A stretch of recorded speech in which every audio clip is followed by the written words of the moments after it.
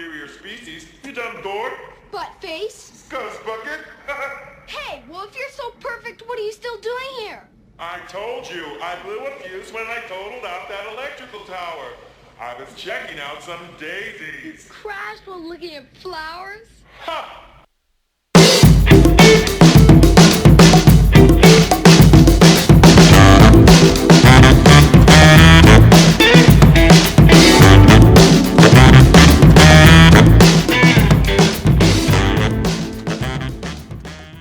Compliance?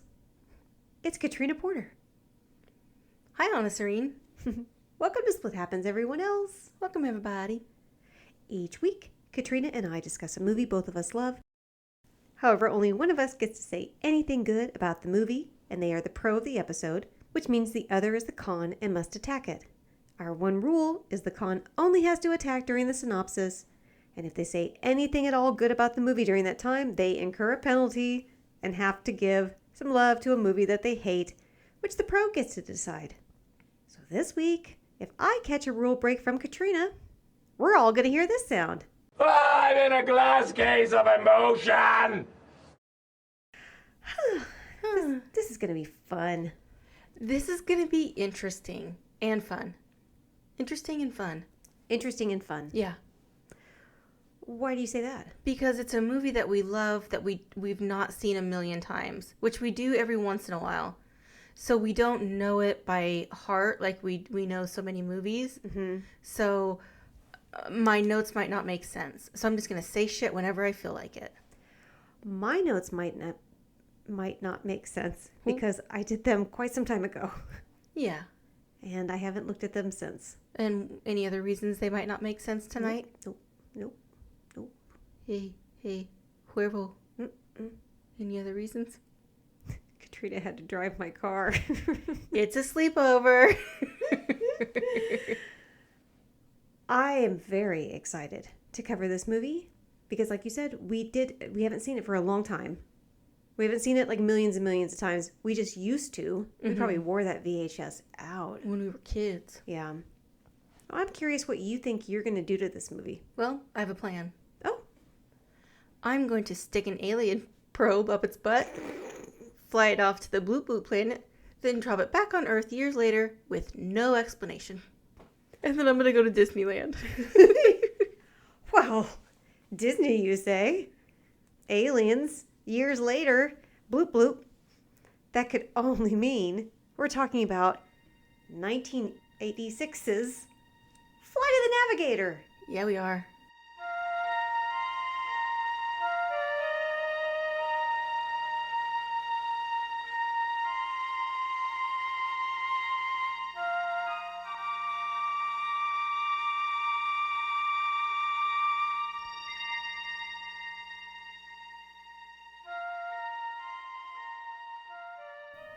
Bloop bloop. We are releasing this as our Father's Day episode. We're releasing it the Wednesday before Father's Day. Why are we releasing Flight of the Navigator? Yeah, why? As our Father's Day episode? Well, it's nobody's business. Oh. Yeah. We're not going to say, but Mary will know. And that's all we're going to say. Yeah. But Here you go, Mary. Can I say she's my Scorpio sis? Yeah. Mm-hmm. So this one's for you. There is the trivia. It's not like super trivia heavy.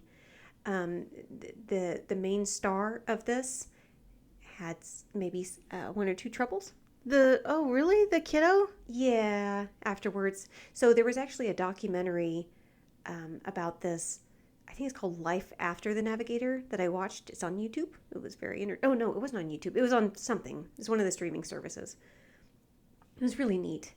And I'll tell you a little bit about that. So I'll tell you a little bit about the movie, and then we'll get into the movie. But I don't know that there's a ton of trivia. Sorry, Mary. Throughout this one. But it's going to be a lot of fun. So, I think it's going to be a blast. When we watched it together at the lake to take our notes, which is where we have the most fun, I think, taking notes at, because we can get pretty buzzed. Mm-hmm. And we wanted to do this one out there because it's a nostalgic movie for us. It's a movie we loved when we were kids. And so when we started watching it, and I was like, oh, Oh, there's so much as the con. I mean, I still love it. It's a great movie. But it gave me a little bit to work with. I think this is an excellent movie, and it's an excellent movie for kids, and I think it's an excellent movie for an adult to have to watch with kids. Like so many movies, Yes. Parents are like, ugh, I have to watch this with a kid, and it sucks. But It's a breeze. There's not a lot of fat in this. Yeah. Because there just can't be. It's pretty short. So that helps quite a bit too. This was directed by Randall Kleiser. And his most popular film up until that point had been, and probably actually altogether, had been 1978's musical Grease. You're the one that I want. what? We'll actually kind of get into the cast during the synopsis. So I'm not going to get into that before. The budget for this was $9 million. I know. It seems low, right? Yeah. For considering. For an alien movie. Right. I mean, this had actual special effects. I mean, some of them were dated for sure, but inside that spaceship was fucking cool. Yes, I will say that now. Yeah. Inside the spaceship was rad. It's neat. It's not at all what you think it's going to be.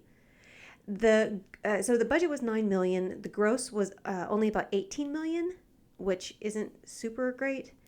But especially again, for a Disney movie. Right. But this was 1986. So it was up against Top Gun, Aliens, Ferris Bueller's Day Off, Star Trek IV, The Voyage Home. Of course. But more importantly, as far as kids' movies go, it was up against ex-Disney employee Don Bluth's An American Tail. Oh. Yeah. You want to talk about Five? No, I don't. I was a child. I was a child. Okay. And then I had my childhood robbed. Originally, the screenplay for this was much more serious and not so Disney-esque. But once Disney became involved, it became more family-friendly.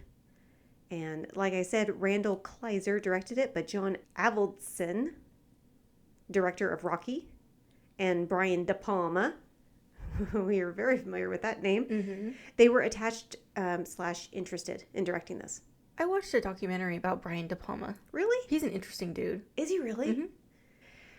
Director Randall Kleiser is especially interesting because in film school, some of his classmates / friends were George Lucas, John Carpenter, the cinematographer who's incredibly prolific, Caleb Deschanel. Like the sauce? Like Zoe Deschanel. Oh. And her sister. Elle? Zoe's sister. Oh. I can't remember what her name is. I'm sorry. Actually, you know what's funny is in 1986, Richard Kleiser, George Lucas, and John Carpenter all had significant movies come out. And Randall, of course, did Flight of the Navigator. John Carpenter had done Big Trouble in Little China. Okay. That year. And then George Lucas had also done Howard the Duck. Oh. Yeah. The first in the Marvel Universe. Huh, interesting.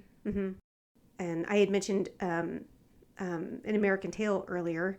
That was produced.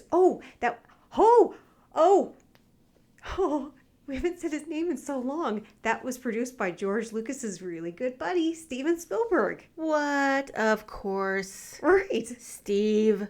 But yeah, so they had all had like significant movies that had come out that year. I do have more to talk to you about, definitely. But I'm going to talk to you about that during the synopsis. Bitch. I'm just going to say this right now, and I can cut it if I need to. I don't know how many clips I'm going to be able to use because this is a Disney movie. And slip a few in there. yeah, I'm going to try to slip a few in there. Be a little sneaky. Okay. It's a little sneaky. But Disney's, I don't want to piss off the Disney mafia. That mouse, man. It's scary. Yeah, no shit. Who's that coin guy? Who? The coin, the coin guy with the duck. Donald? No. The his grandpa or whatever. Oh, the coin guy. Scrooge McDuck? Yeah. He'll go after your ass. Coin guy. Right? Remember he swam? He dived in this. I can't believe they named it DuckTales and not the coin guy. Right? Jesus. I know. They can't all have me. Also, that would hurt. I know. I thought about that. To dive into a bunch of coins? Yes. Those are metal. That wouldn't feel good. Oh, God. Also, your skin, or I guess feathers, if you were a duck, would smell like pennies, you know? Yeah. It wouldn't be good. So was he really happy? I don't think so. He looked happy. He was always a little bit bitchy, though, but I just thought it was because he was Scottish. Okay, got it. Damn it. It's because what? Never mind. Hey, Katrina. What? Play the fucking song. Yay! Will do. Here we go.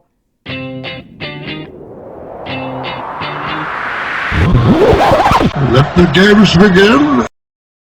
This movie opens with a shitload of dogs catching frisbees, and I want you to tell me what's wrong with that. No.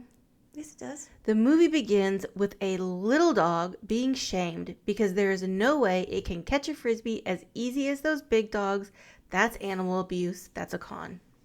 So you don't think that little dogs should have an opportunity to aim high? I think the little dog should be in a category where it can be with its dogs where they can catch the same frisbee. And not be like just fodder for the big dogs to be like, ha ha.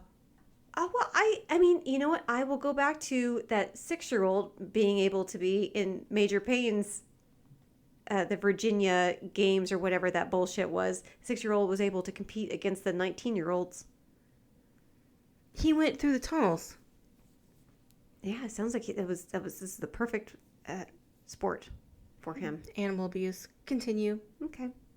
The Goodyear blimp shows up, and that's how you know it was a good day. What? I didn't hear Ice Cube say that. Well, because he tells everybody that it's a good day because the Goodyear blimp was there. He's made it clear. It's in a song. We've heard it a bunch. David is a young child. And he is played by Joey Kramer. Okay. Chris O'Donnell auditioned for this. Okay. And I know they looked into Joaquin Phoenix for a bit, but Joey got the part. And like I said, I watched a documentary called Life After the Navigator, and it was very interesting, according to sources close to the actor. Kramer began using drugs shortly after the film was released in 1986 and has struggled with drugs for much of his adult life. In a recent-ish interview, he opened up about his battle with addiction and how it kind of affected his career. He said he was teased because he was like the movie star kid, so he just couldn't fit in when he went back to school. He said that he felt like it was easier to fit in with like the misfits who smoke and drink and smoke weed. So that's what he gravitated towards. He says he got into coke at like 14 or 15. Gee whiz. Yeah. So, and then that just led to him losing roles in movies and TV shows. He said Joey Kramer's life took another turn for the worse when he robbed a bank in April of 2016. Oh, dang. Yeah. He was sentenced to 2 years in prison. That's it? That's all you get for robbing a bank? It was Canada. Oh. Yeah. He's probably like, you know, can I have some cash, eh? Oh, okay. Okay. All right. Bye then. He said about his time in prison, he says, I was in a really bad place and I knew about this therapeutic community called the Guthrie House inside the prison. And it was such a relief, he said, when he got arrested. Since his release from prison, Joey Kramer has tried to turn his life around. And he has spoken about his struggles with addiction. And he's now trying to help others who are facing similar problems. And although I saw multiple mugshots of him whenever I was looking up on Google Images, you know how much I love like drama shit. But it sounds like he really did. Yeah, he struggled a bit, but he's been able to kind of turn it around. Well, I have a question. Oh, okay. When they are at the dog show, what does it mean when he says, I'm going to teach, when he's talking to his dog? What does it mean when he says, I'm going to teach him real hard? That's what he says to his dog. Yeah, like a drill sergeant. Like, listen, dog, I'm going to beat you and starve you until you learn how to catch a frisbee and win the Catalina Frisbee catching contest. No, it's like Major Payne. He's just going to come in and just Major Payne, just, you know, what did you say? Like love and brotherhood and friendship. Don't you bring Major Payne into this? That's the past. We're talking about this movie. That's what he's bringing into this, is some of that same type of ideology. That poor dog. Oh, really? You were okay when the dog in Major Payne got shaved with a knife. What's this kid's name in this movie? David. Did David go to parachuting school and learn how to, do this stuff? Yes. Oh, he did? Yes. I didn't see no badge. Deleted scene. Mm-hmm. David has a younger brother. Oh, is this where we get our first retired of the movie? Boom. Alert. I don't remember retired. Actually, I do, because we were watching it together, and I was like, oh, fuck. It was when I went, alert. And then clicky clack. Yeah. He has a younger 8-year-old brother, and he doesn't super love him. And he has 2 very happy parents, and his dog, Bruiser. The mom is played by Virginia Cartwright. I do believe those children are not in seatbelts. Well, neither were we in 1986, for sure. We wouldn't have been. Sleeping or like sitting in the very, very back of the station wagon was definitely the primo seat. I missed that quite a lot, although I believe in seatbelts. Not dinosaurs, but I believe in seatbelts. No, I'm just kidding. Ralph Nader, maybe he hadn't really, made sure seatbelt laws were in effect yet. Go on with that actress. Oh, Virginia Cartwright? Mm-hmm. From Witches of Eastwick, whom we love. I know what you're going to say. Yeah. This isn't the same movie. No. But all I am saying is, if this mom starts eating cherries, you get the fuck out of there. Tickle, tickle, diddle, diddle. Get out. God, she was good in that, wasn't she? She was good in that. Yeah. No, I'm not trying to trick you into a button push. I don't even have the button. I have it. Oh, fuck. Oh, shit. She was good in that. I have some questions about some things she says in this movie. You do? I do. They're coming up. I can't imagine. Okay. David goes to find his little brother, who was supposed to walk just a short distance. You know what prompted him to do that? What? The mom says... Mm-hmm. She said she's sure it's okay for the 8-year-old to walk a half a mile home on his own, but David should go check on him just to be sure. It was the 80s. You remember this clearly. So she's sending them both off into the woods. Mm-hmm. Yeah. That is 100% how it was. And you know it. Well, and David's kind of a little dick to his dog. He's like, you're not a little afraid of the wind, are you? He's a little dick to everybody. I think he's 12? Right? Well, you know what, David? Wind sucks. Wind does suck. I can agree with that. Yeah. Yeah, I don't love the wind. Except when it, produces energy. Okay. Well, yeah. All 12-year-olds are little assholes. That's just a fact. And in the 80s...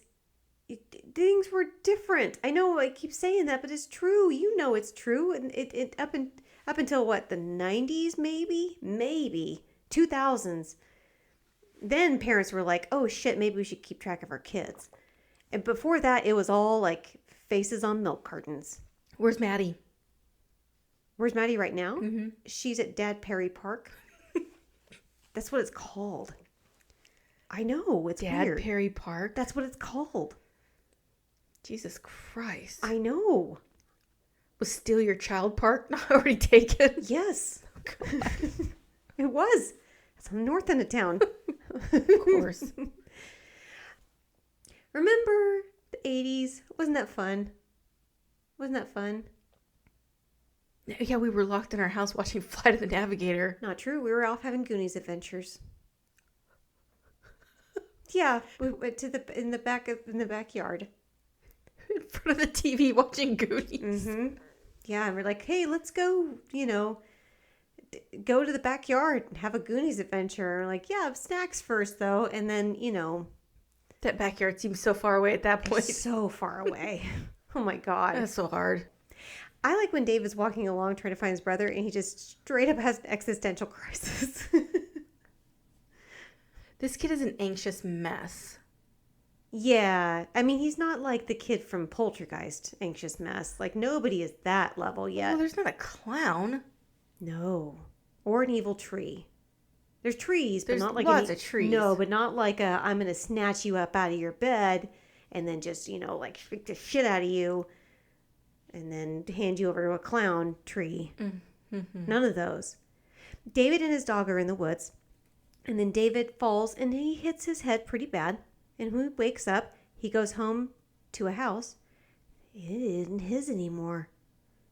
Oh, something hinky is definitely going on. Mm-hmm. David goes to the police station, and they have a missing person report on David, and it appears he has time traveled or some shit because he thinks he is in the best year, obviously, 1978, but it isn't. The police take him, and it's now 1986. 8 years in the future.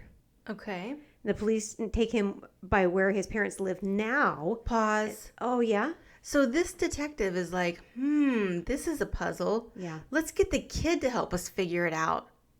How about you take the kid to the fucking hospital for a CT scan?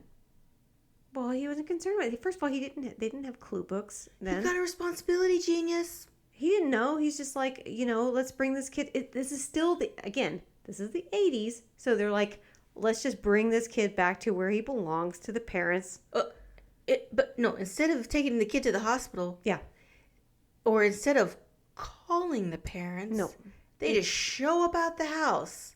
We didn't have phones. They had phones. Remember, one was floating in Poltergeist. So they show up at the house with this kid that's been missing for 8 years, which they know that that's the case because they got that missing kid report. Yeah. And they're like, here he is. Does he look familiar? They're like extremely Hello? familiar. He hasn't changed one bit. His parents live now, but they've aged a bit. And meanwhile, while all this shit's going on, Yeah. back at NASA, they have found a cool floating UFO. Huh? It is cool, and it is floating, and they found it. And obviously, things are a bit confusing for poor David, because even his younger brother is now a teenager, which is weird. And the brother tells David what I've already told you, now 1986, and then follows it up with 8 years later, thank God, because I wasn't about to figure out that on my own. He did the math for you too, Katrina. You should be relieved. No. Finally, someone with some damn sense gets the kid to a hospital, but instead of getting him a goddamn CT scan, they just dump him in a hospital bed and leave him with his brother. His brother low-key bitches about how he had to go out every Saturday to put the missing posters up. Yeah. For his poor lost brother. It sounds like for dreadful times for him. His summers probably sucked. He's like, oh, I didn't get to watch my Saturday morning cartoons because I had to put the missing posters up for you. He didn't get to watch his Saturday morning cartoons. He didn't get the Popples. He didn't get Dungeons and Dragons. He didn't get any of the good shit. He didn't get G.I. Joe or Transformers or, God forbid, the GoBots. Stop it. I know. I'm sorry. Some people liked it. But David's like, Mom, please, I want to go home. And she's like, I'm sorry, Davy. The doctors want to see if some aliens learned about our people through your butthole. Yeah. And if so, did they accidentally leave any instruments in there that we could then learn about their people and then maybe someday stick instruments up their butthole? Yeah. Payback, motherfuckers. Man, she's really insightful, it sounds. Anyway, the answer's no, Davy. Well, while David is dealing with all that shit, Yeah. the UFO is brought to a facility, which is where it belongs, and those NASA guys are trying their darndest to get in, and David seems connected to it. Ooh. And somehow, like telepathically in the hospital, they're running tests on him, and they say he's communicating with the computers, and naturally everyone is like perplexed. Wait, I have one more comment. Yeah. The parents said that the parents said, we're going to be here with you around the clock. Yeah. And then they immediately leave him with this brother that when he knew him 8 years ago, he was a dick to. Yeah. And the only time he spent any time with him, he bitched to him about missing Saturday morning cartoons. Mm-hmm. Okay. The parents had to go order pizza from Domino's. They had to go avoid the Noid. That was a thing then. And I don't appreciate that when the doctor starts talking about, the communicating thing, that it's in binary code. Because how in the hell am I supposed to know what that means? That's a con. Oh. You think they should have stopped to explain what binary code was? I think they shouldn't have used that word. What should they have used instead? Numbers. It's binary code. Says you. Says binary code. Says Mr. Binary. Okay. Prove it. It's science. It's in a book. Read a book. Well, he's communicating with the computers. He's great with secrets. He can do that now. And Howard Hessman, who was in this, and we actually just saw him in Clue. And that was just a year prior to this. And somehow he looks younger in this than he did in that one. Oh, weird. Right? Yes. I think that's okay. I don't think that's a button push. Okay. I think he enjoyed making this. I don't know. Well, Davey enjoyed, like, projecting all the plans of the spaceship and the schematics and other science stuff from his brainials onto their very advanced computer that can somehow take in all this information. Yeah. Weren't the 80s awesome? You remember what it was like. Remember War Games? Cocaine. The 80s had cocaine. They weren't making this type of shit. Yes, they were. War Games. Do you want to play a game? Computers were all the rage at the time. It was all video games and computers and Star Wars. We were advancing technologically at a rapid pace in the 80s. Okay. The NASA guy, Howard Hessman, like I said, convinces David to come to their facility alone with them. And at the facility, David gets to see all the crazy, cool new advancements in technology from the previous 8 years, including a robot called Ralph, R-A-L-F. And he also meets Carolyn, the person working at the place, and she's played by Sarah Jessica Parker. Yes? Question. Yo. Why are David's parents letting this stranger convince him to go to NASA, especially after this guy says, all I need you to do is come with me and my buddies, just us, no one else, for 48 hours, and we will totally get this figured out.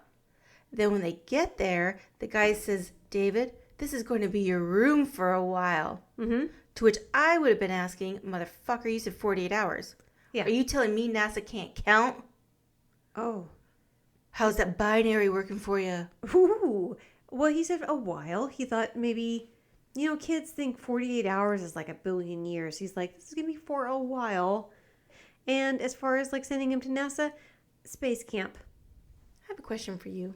Space camp. You're a mom. Space camp. Yeah. Your kid gets like snatched up. Either one of them. They're interchangeable, right? Okay, one of them gets snatched. Sure. Just pick one. Uh-huh. And You're trying to make me Sophie's Choice, my kids? No. I'm not asking you to choose. Just one of them. And, by an alien.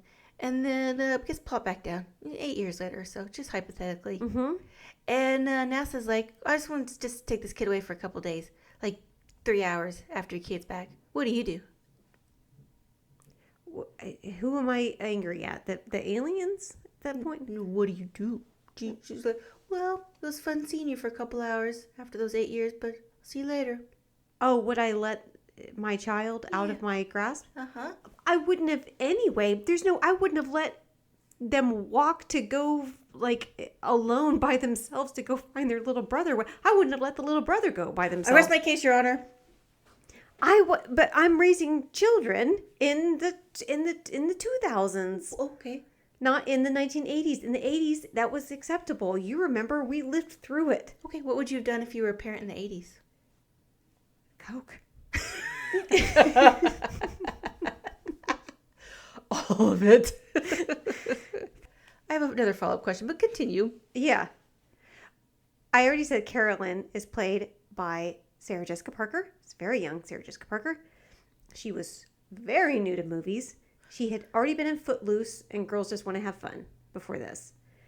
I read an interview with her, and they asked her about being in this, and she was very meh about the experience. They asked her, about, landing this role, and she's like, "Are you seriously asking me that?" She's like, "It was a job. Do I have any feelings about this? No, it was a job." She had just done Girls Just Want to Have Fun. Yeah, like she has zero emotion attached to this movie. She won Dance TV.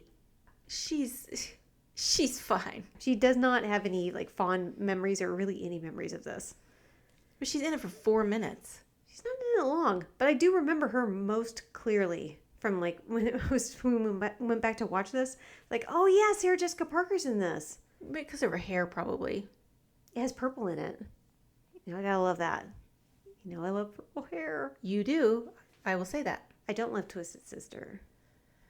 I thought they were Tis a Silly Band. Okay, that is an opinion. You like Twisted Sister? I don't feel strongly. That has nothing to do with this movie. I don't feel strongly about them either way musically. I do like that they feel strongly about who can and can't use their music. NASA is doing tests on David and his brain. Mm-hmm. And it is seriously fucking everything. It's like alien language all over the screen. I have a question. Yeah. If these are uncharted systems, yeah, how do they have charts on them? Well, they're throwing up charts. The computer's like, look at these charts. And they're like, ooh, look at those charts. I've never seen them charts before. New charts. They're like, these are uncharted systems. New charts. But they've got charts on them. Well, they didn't make those charts. They did. No, they didn't. The computer did. The spaceship did. I don't think so. He did. He's like, look at I see you guys like charts. You want to look at these charts? First taste is free. The 12-year-old said that? No, the spaceship did. Really? Mm-hmm. Out of the kid's brain? Mm-hmm. Oh, you're a sicko. I didn't do it. I wasn't putting up charts. You said it. I'm just telling you what happened in the movie. You defended this movie. Yeah, I did. It's a good movie. It's super cute. He is blowing the people. I'm sorry, what is he doing to them? No, he's blowing their minds. Oh. He's blowing their fucking minds out their buttholes. Is SJP hitting on this kid?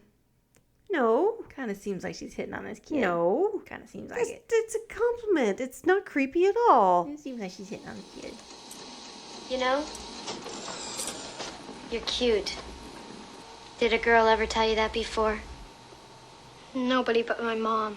But I don't think she counts. Well, Carolyn does let it slip that the NASA people plan to keep David at the facility much longer than 48 hours than they promised. And David communicates with the spaceship via brain. And the spaceship convinces him to get into the Ralph robot thing. And he just kind of hops on in there. Another way I would describe it is nonsense. This kid is supposedly in a high security area. Yeah. And no one questions the breakfast cart roaming all over NASA. Ralph? Yeah. I'm just going to deliver a croissant to the spaceship per Dr. Faraday's orders. Mm-hmm. Trying to promote ship scientist relations. Yeah. Well, thank goodness no one is guarding the spaceship. Thank goodness. You're right. Which looks like a clam, by the way. A clam like a female clam or like a real clam? You know what kind of clam it looks like? A real one. Like a clapping clam? A clapping clam. At the spaceship, the clapping clam. Mm-hmm. David is able to get inside with some really cool graphics. Anna, how did he get past all the security people? The Ralph! How did the Ralph get past all those security people? Through stealth. Really? Yeah. Or is it because there weren't any? Security people? Yeah. He passed some people and they were like, looks good. And Ralph was like, do you want a tuna fish sandwich? Oh, God. There was a tuna fish sandwich in this movie. In the heat.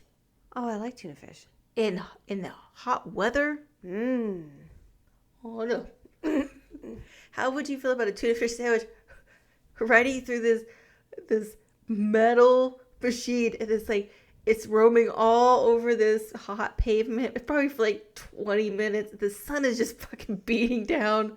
The mayonnaise is kind of just fucking cooking in there. That sounds good. And then oh God, you open up the door. The smell of that sandwich. Smell it. I can smell it now. Yeah. It smells delicious. It smells delicious. Okay. So I was curious. Go ahead. Can't wait. The inside of the ship, like you said before the synopsis started, is really fucking cool looking. And the ship starts talking to him. The inside of this spaceship is head to toe glass. This is a parent's worst nightmare. Get out of there, David. You are going to cut yourself. It's not glass, it's mirrored. What the fuck is mirrors made of? Mirror can be made of many things. Mirror can be in the water. What is this mirror? What are these mirrors made of? Water. Glass. Metal. Get It's out. made of like a very specific type of metal from Phalon, which everybody knows. It has the planet Bespin, and that has Nanocaresian. Well, you want to know something really amazing about this ship? They survived despite all that fucking glass? That's amazing. It's not glass. It's Okay. metal. It's just reflective. The voice of the computer is Paul Rubens, and he didn't want his name attached to it because he wanted it to be a bit of a surprise. So he had his name as Paul Mall, like the cigarettes. Oh. Well, that's just wonderful. Paul Mall Very clever. in a children's movie. Did you know what Paul Mall was? Whoa, why don't they just have a camel walking through the spaceship? They couldn't afford it. The budget's only $9 million. Well, so far I've clocked a shit and a goddamn. This movie's PG. Yeah, this had swears, and it's at Disney, and it was in the 80s. That is fascinating. I bet that's probably why we loved it so much. Poor children watching this. Can you imagine if it had a drag show in it? Didn't you tell me to go fuck myself whenever I was like 8? Yeah. What an asshole. Didn't you tell me I was adopted like 800 times? Yeah. It was a Like- gift. Yeah, you're adopted, you little asshole.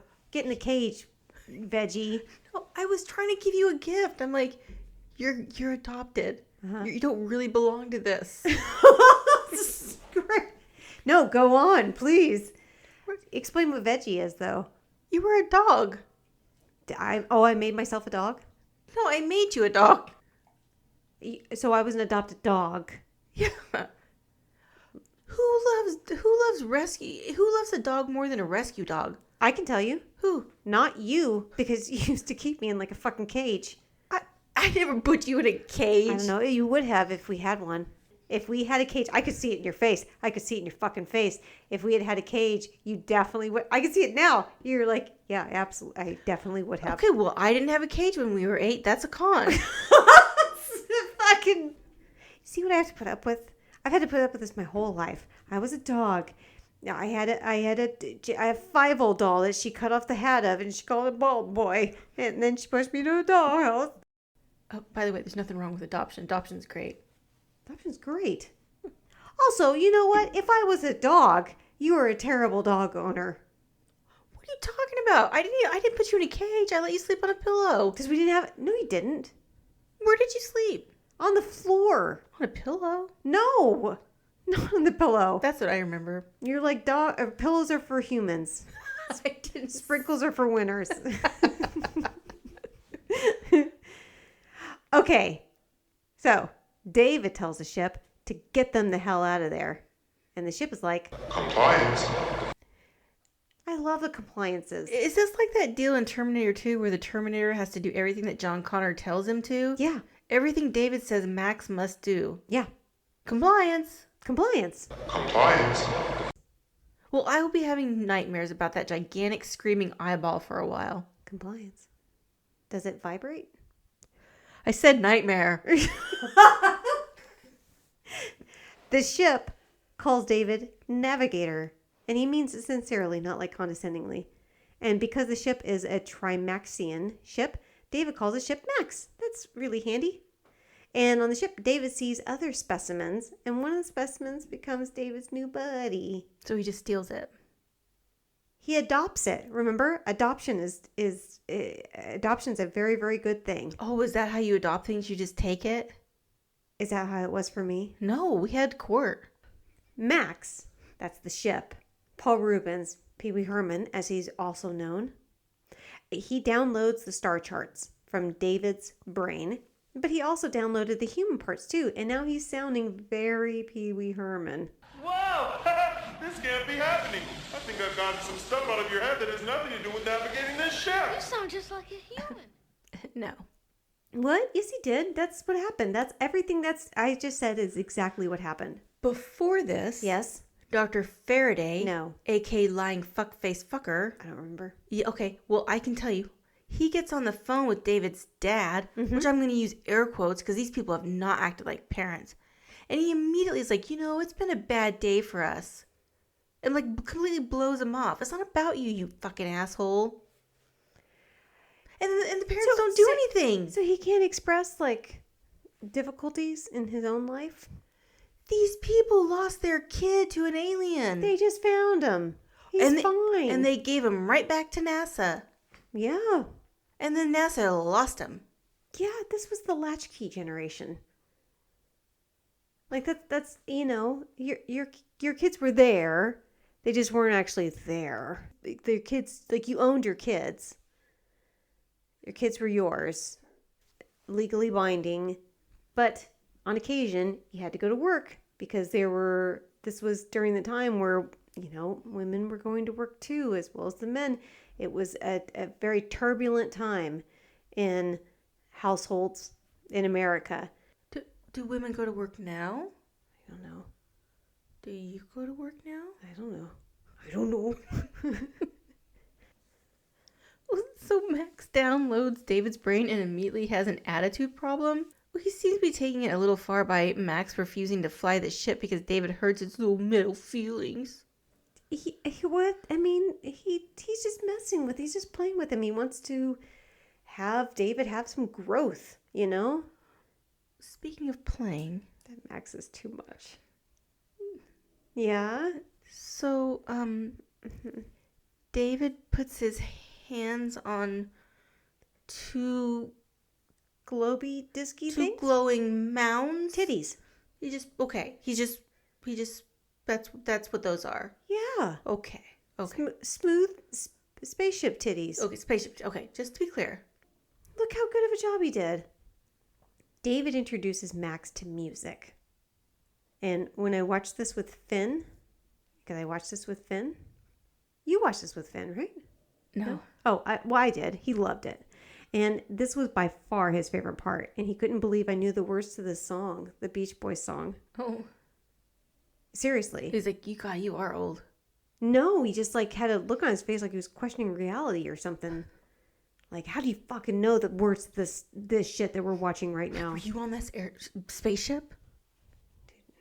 If you're an alien, you gotta tell me. It's like a cop. Oh, wait, no, I take that back. Finn's favorite part is when they stop at a gas station. So David can call home and Max has some like, maybe not some nice things to say about the owner of the gas station, Big Al. Hey, Blimbo! Oink oink! Too many Twinkies! Well, I'd like to know on whose authority Dr. Faraday has to tell David's parents they can't leave their house. NASA doesn't have that type of authority. NASA's just trying to keep this shit under control. It's funny, as like a grown-up watching a lot of these shows, it's amazing how often I identify with like the adults, sometimes / the villains of the movies, where it's like, oh, I gotta say, a lot of this seems reasonable. There's nothing, this movie doesn't have any bad guys.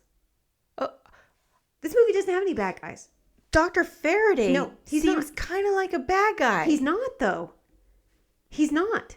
All he's trying to do is find out about this. He's NASA. All they're trying to find out is like information about space, and a spaceship was now on Earth, and a kid clearly has a connection to the spaceship, and they need to know about that. And all he's trying to do is just keep this under control, and the kid fucking keeps running off and like going into the spaceship, and he's losing his goddamn mind because he just wants to know the science of it. This seems reasonable.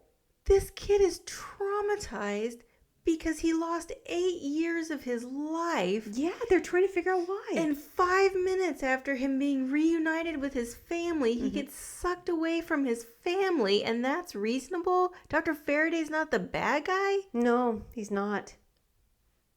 What about the tuna fish sandwich? That's the bad guy. He ordered that. He didn't order it. He did. The guy said it was for Dr. Faraday. Ralph said it. That was for himself. That was for himself. Though. No, he said it was for science relations. I put it in my notes. Did you? Yes. Can I see your notes? Yes. Don't type it now. No, I have it in here. Hold on a second. I do have it.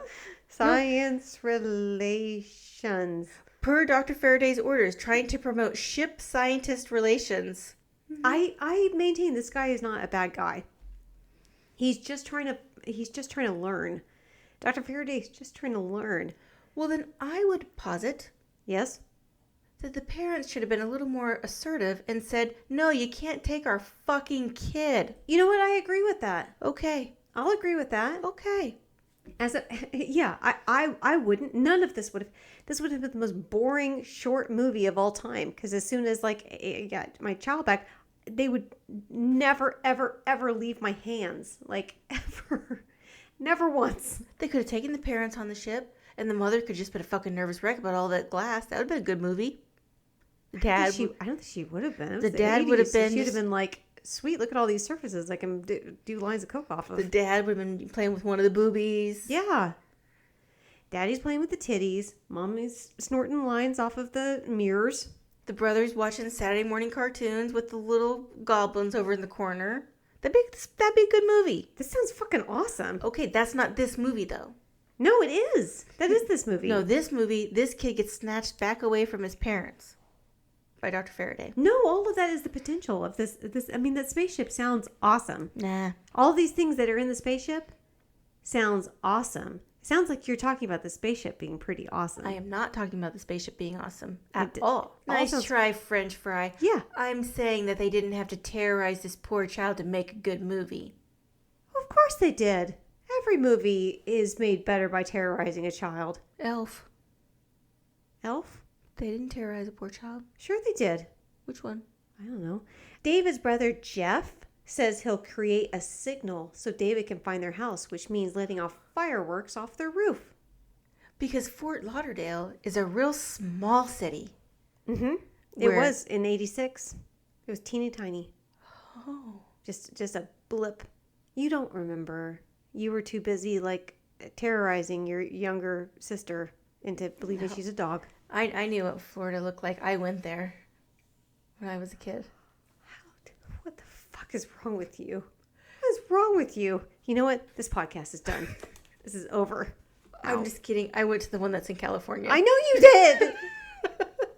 I hate your face. Fort Lauderdale is huge. Are we supposed to believe that a few fireworks is enough for David to pinpoint his house in Fort Lauderdale? Yeah. That's ridiculous. Yes.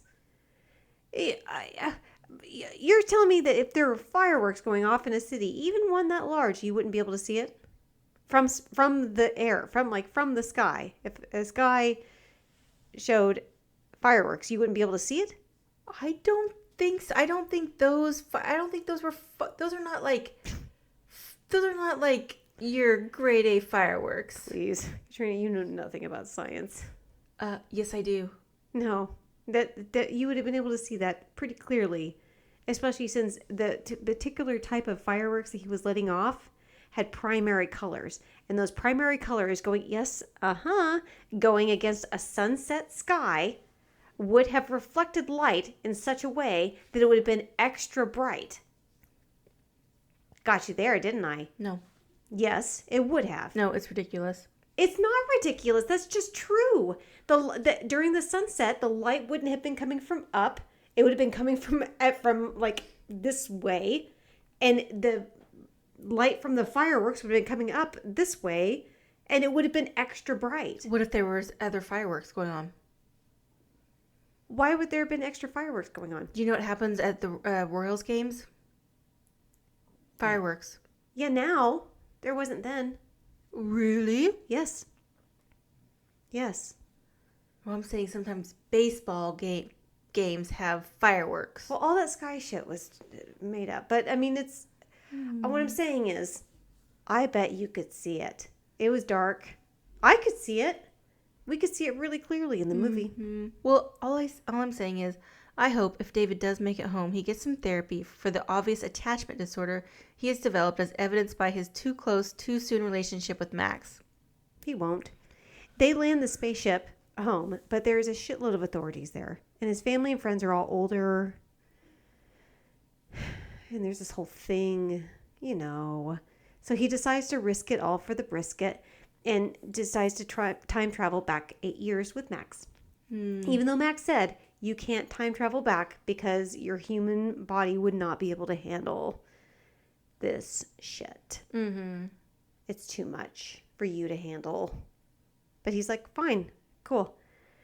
Hey, so I guess Joey Kramer had dyed his hair blonde. The actor who played David, like streaks or something. They ended up needing him they needed to do some like pickup shots, which meant he had to wear a wig. And you can really tell it in this scene. I could tell that's a con. You couldn't. Yeah. You definitely could not. Well, now his parents are really going to think he's on drugs because they don't show affection in general. They barely noticed he was gone. And David is all like, I love you, Mom. I love you, Jeff. Yeah. And he brought that little guy back from the Blue Blue planet. Oh, well, okay, yeah. He wakes up in the spot that it all started. And he goes home to find he successfully traveled back in time. Because apparently those cowards at Disney didn't want a movie where the 12-year-old protagonist dies at the end. Cowards. Yeah. That's a con. He goes to shoot off 4th of July fireworks. Because at that point, it's 4th of July. Not in the future. And David tells his family he loves them. Even his little brother, Jeff. And I guarantee that Finn would have the exact same reaction if Maddie was like, I love you, Finn. Mm-hmm. And his parents, if they noticed him, would be like, oh, something's wrong with this kid. We don't say those words in this family. The mom made a face. It's like, how about that? Look at that. No, her face was like, love, Coke. Yeah. Wow, Reagan. Am I right? Trickle down. Coke trickling in my nose. Yeah, those were the times, right? Anyway, Jeff sees that David still has this little alien friend that he adopted because adoptions are good. Where's papers? And that's the end of the movie. It's done. Yes. It's over now. I remember watching this a whole lot. Like when we were, obviously we had, like I said, we had this on VHS. We had like one of those like hard clamshells of this one. But also Disney used to do that really cool intro thing. Yes. Before everyone, because I remember Help Me, with the blindfold with Betty White. Oh, the Watcher in the Woods. Yeah, Watcher in the Woods was one of them that I think this might have been part of that. Because Disney was pumping out a whole lot of live action. The Boy Who Could Fly. Yeah. We watched a ton. Yep. Yeah, we saw quite a few. The Watcher in the Woods really creeped me out. Yeah, that gave us. I think that gave a lot of people some nightmares. That had Kyle Richards of Real Housewives of Beverly Hills fame, and of course Betty Davis, like you said. Yeah, Disney was putting out a lot of stuff. I'm actually going to talk a bit about that in the next episode. Okay. Can we say what we're going to be doing next? Yeah, we can say it. It's not a surprise. We're doing our first Disney animated movie. Yeah. I'm the con, so I don't really want to say it. You say it. I'm going to say it. We're doing Emperor's New Groove. Ha! Boom, baby! I'm so excited. Oh, you are. I really am. I'm really, really glad we did this. Me too. This is such a good movie. Oh, it really is. Fun watching I'm pissed at NASA. I'm not kidding. I don't think that NASA were bad guys in this. I really, really don't.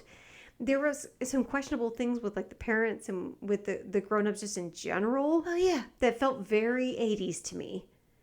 That is just kind of how it was. I know, but there's no decade ever that you would have ever allowed your children to ever be away from you. Now, yeah, the 80s were a bit of a Wild West time. These parents are pretty passive. They definitely were. They were very passive. I still say that it's very fast. It's a very fast movie for sure. It gets a while. It takes a while before it actually gets to like going into the ship, and Finn was starting to lose his patience with that a little bit. And I'm like, just be patient. Trust me. Once it gets to the ship, you're gonna love it. And then it goes like super, super fast. But I don't think the NASA guys were bad. No, I think they were. I mean, they were just focused on their own I mean... Yeah. I mean, it's the first time you're seeing, like... Well, UFOs are in the news right now. Allegedly. No, it is. It's in the news right now. Because, like a former intelligence person's like, yeah, we have evidence of like, life not from Earth. Like dinosaurs? Oh, why are you bringing dinosaurs into this? I'm not talking about dinosaurs. I already went over all of that. Major pain. Is now a good time to say that I do believe in dinosaurs? No. You made your bed. You made your bedrock. I just find it insanely hilarious how many people like latch onto these crazy like the flat earthers. You might cut this out because we might disagree on this. Okay. But I'm going to say it because we, like sometimes when like newspapers like say something or write something and they're wrong and they have to do a... retraction. Right. I think I said it. I'm super embarrassed. It was tequila, but I'll take ownership for it. I wanted to just like really try to pretend like it didn't happen, but it did. One of our favorite people that walks this planet is Doug in Iowa. I'm so sorry, Doug. I almost said fucking Dave again. Doug in Iowa, the one and only, who hopefully just made it safely back from Greece, is a wonderful human being, and he's such a great supporter of the podcast. And I think my dumbass during Batman when I was drunk, and I think I said Dave in Iowa, and It wasn't Batman, it was Major Pain. Was it Major Pain? I believe so, yeah. Okay, well, whenever it was. And it might have been me. I don't even know. I was trying to give you the benefit of the doubt. Sure it was you, idiot. I don't know. I know. Anyway, somebody else actually asked how hammered we were in I that know. episode. Anyway, we talk about Doug in Iowa all the time because he's awesome. Yeah. I'm sure there is a Dave in Iowa. You're just not as cool as Doug. He handled it with great aplomb. But I mean, we do have quite a few listeners in Iowa. That's the crazy thing. Like, we do have a lot of Iowa listeners. But Doug's our favorite. But there's only one that really Yeah. matters a whole lot to us. And it's So Doug. anyway, that's my I'm a dum-dum. Well, let's go drink about it. Yeah, that sounds like a good idea. Well, until we come back for Emperor's New Groove. Yep. Bye, Anna Serene. No, bye, Katrina Porter. Bye, everybody. Bye.